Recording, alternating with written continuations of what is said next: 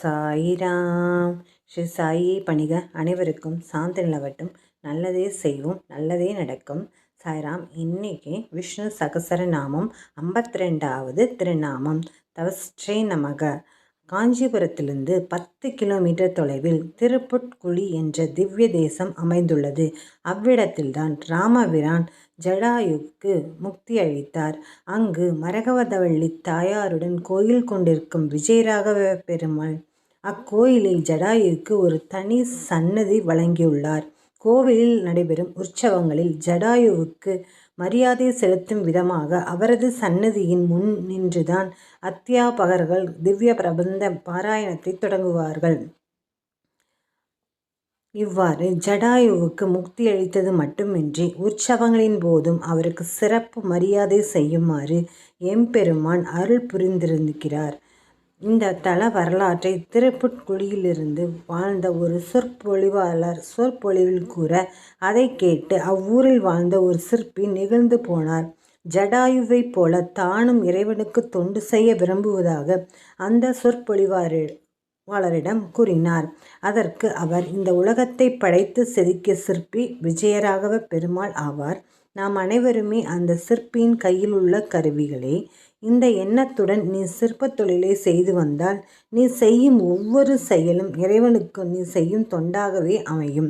நீ செதுக்கும் சிற்பங்களை பார்ப்பவர்கள் உன்னைத்தான் பாராட்டுவார்களே ஒழிய உனது கருவிகளை பாராட்டுவதில்லை.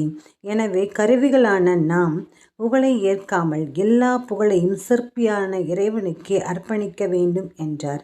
அன்று முதல் இறைவன் என்னும் சிற்பியின் கையில் உள்ள கருவியாக தன்னை எண்ணி தன் சிற்பத் தொழிலை செய்து வந்தார்.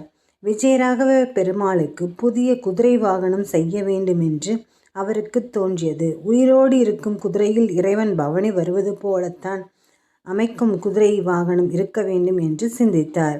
கீழ்குதிரை வாகனம் என்று சொல்லப்படும் குதிரையை உருவாக்கினார். தலைப்பாகம், உடல் பாகம், வாழ்பாகம் என 3 தனித்தனி பாகங்களாக குதிரையை வடிவமைத்தார்.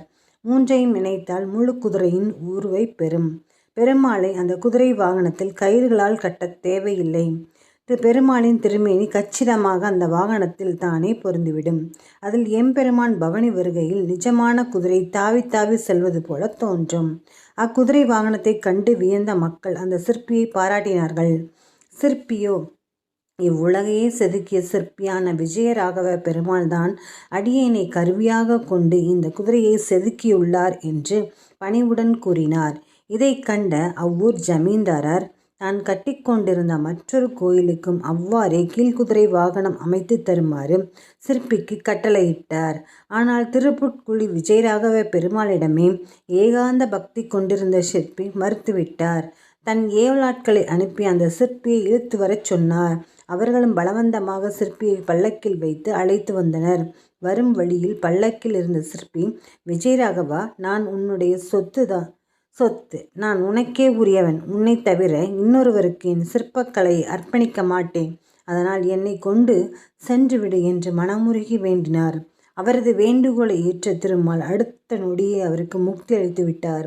ஜமீன்தாரின் வீட்டை அடைந்த ஏவலாட்கள் பல்லக்கிலிருந்து சிற்பியின் சடலத்தை தான் இறக்கினார்கள்.